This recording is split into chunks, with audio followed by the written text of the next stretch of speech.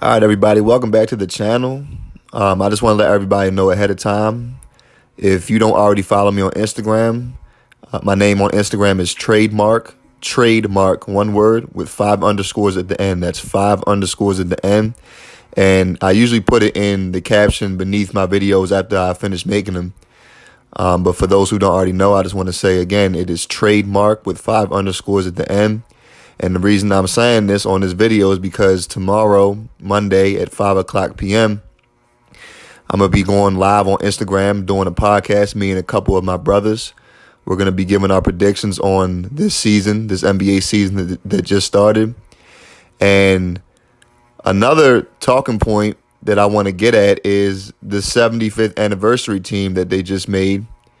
And it's a lot of controversy behind that because there's some players like Klay Thompson, who actually went out and spoke on the fact that he thought he should have made the team. Of course, there's been other players that have been talked about that people feel like got snubbed.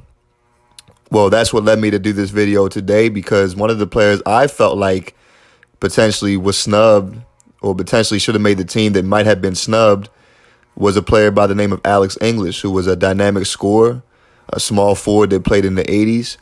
For people that don't know, he scored the most total points in the 80s decade. Of course, he never won a championship. So once again, players that never won anything, a lot of times those players that played in earlier decades, they pretty much get forgotten about, which is going to happen to a lot of players in this decade that didn't win championships either. 10, 20 years down the line, 30 years down the line, they're not going to be talked about as much. Even though we do live in an era that involves social media. So, I mean, some of these players might not get forgotten about as quickly, like some of these old school players. But I wanted to make a video on Alex English today to highlight what he was able to do in his career. So if you're not familiar with him already, you're going to learn today. So let's get started. So I think a lot of people, when they evaluate scores, they don't always factor in how efficient of a score that the player they're evaluating is.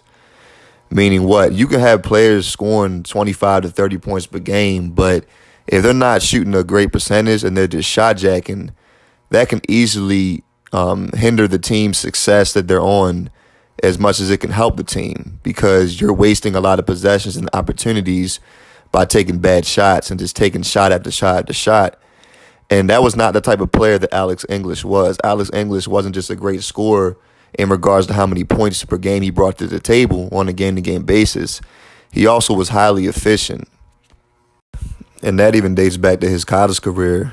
In the 4-year stretch that he played at the University of South Carolina, he averaged 18 points per game, but he also shot about 54%. And I will say this about Alex English, though. In college, he did have his struggles from the free throw line, though. That's one thing I will bring up about Alex English. He shot around, the high 60s, low 70s percentile. That's something he did improve a lot when he got into the NBA. He finished his career as an 83% free throw shooter. And he played 15 seasons in the NBA, starting off with the Milwaukee Bucks, where at first he did get limited playing time. And then the team he's most known for playing for was the Denver Nuggets. When he played for them, that is when he put up his best numbers. He had a stretch in time from 1981 all the way to 1989. For 8 consecutive seasons, he scored over 25 points per game in 8 consecutive seasons. And 6 of those seasons, from 81 to 87, 6 straight seasons, he shot over 50%. And for his career, he shot over 50%.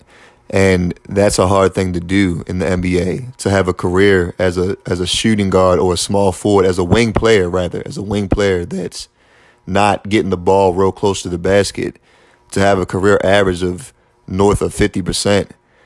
That's something that certain players don't even do for a season in their career. He did that for his entire career while scoring over 20 points per game. And the best part about it is, like most great players, Alex English stepped his game up in the postseason. So his career averages went from 21.5 points per game in the regular season to 24.5 points per game in the postseason. And from the 1981-82 season all the way to the 1989-90 season, Alex English, as the best player on his team, on the Denver Nuggets, he led them to 9 consecutive playoff appearances. And in the midst of him raising his scoring average come playoff time, he also was able to still maintain a high shooting percentage of over 50%. And like I said, that is something that people do not evaluate a lot when they look at these top level scores. Not only are they scoring a lot of points, how efficient are they when they're doing so?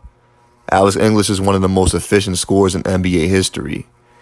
And no, as I said before, he was not able to get over the hump and lead his team to a championship. But he was able to get his team out of the first round 3 times. And in the 84-85 season, he led his team to the conference finals. Of course, they ran into the Showtime Lakers. And pretty much nobody in the Western Conference in that era was going to get past them unless you were the Houston Rockets every once in a while. So, but just off of that, I mean, the fact that he was able to get his team into the playoffs that many times as the face of his team, and the few times that he was able to get them relatively deep into the playoffs, the fact that he scored over 25,000 points in his career, led the league in scoring one year, had many consecutive seasons, as I stated before, about 8 consecutive seasons scoring over 25 points per game, the level of efficiency that he brought to the table. No, he did not ever make an All-NBA first team. He made the All-NBA second team 3 times. He did play in the era with Larry Bird, Dominique Wilkins, Bernard King. Who else was in that era? Adrian Dantley, James Worthy. A lot of top-level small forwards were in that era, even Dr. J early in the 80s as well. But he did make the All-NBA second team 3 times, and he made 8 consecutive All-Star game appearances. For me, that resume right there, in my opinion, should be enough for him to be mentioned as one of the 75 greatest players of all time. Now, the question is, what players would you take out for a player like Alex English and some other players that you feel might have got snubbed? Well, that is exactly why, as I stated before, why I'm doing a podcast tomorrow on Instagram at 5 o'clock, so we can have a discussion about what players, whether it be new school, some of the players that were just added, or some of the old school players, what players do you feel like should be taken off for some of these newer players? And I'm definitely going to give my perspective on certain players I feel like should be removed, and why I think other players like Alex English should be put on. So once again, if you guys weren't familiar with a player like Alex English, this was a pretty quick rundown of his career and what he was able to do and what he brought to the table. And hopefully you guys learned a lot. Stay tuned. I have more videos coming soon. If you guys are interested in the podcast tomorrow, feel free to follow me on Instagram if you don't already. And once again, that's at 5 o'clock p.m.